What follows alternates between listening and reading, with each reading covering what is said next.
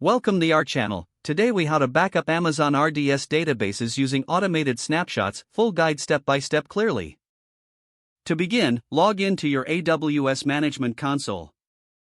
Navigate to the Amazon RDS dashboard. In the navigation pane, select Databases. Choose the RDS instance for which you want to set up automated backups. Scroll down to the Backup section. Ensure that automated backups are enabled for your selected instance.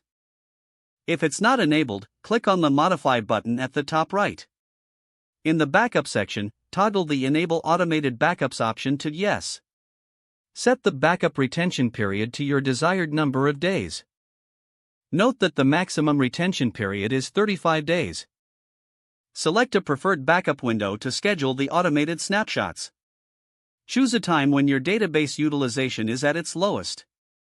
Review your modifications and click on the Continue button. Acknowledge any prompts and select Modify DB Instance.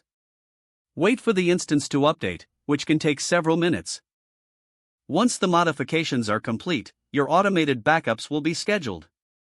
You can monitor the backup status in the RDS dashboard under the Backups tab. Verify that the first automated snapshot is successfully created after the specified window. To restore from an automated snapshot, go back to the RDS dashboard. Select the Snapshots section in the navigation pane. Find the automated snapshot you wish to restore from.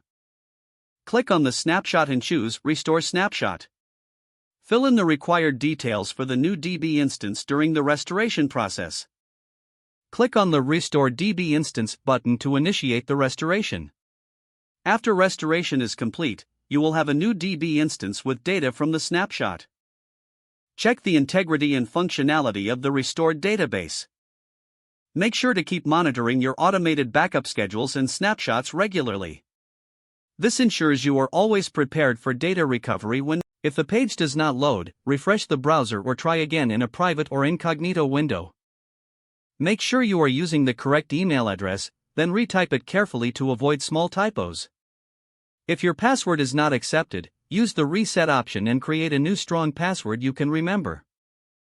Check your spam folder for verification or security emails, then complete any requested confirmation steps.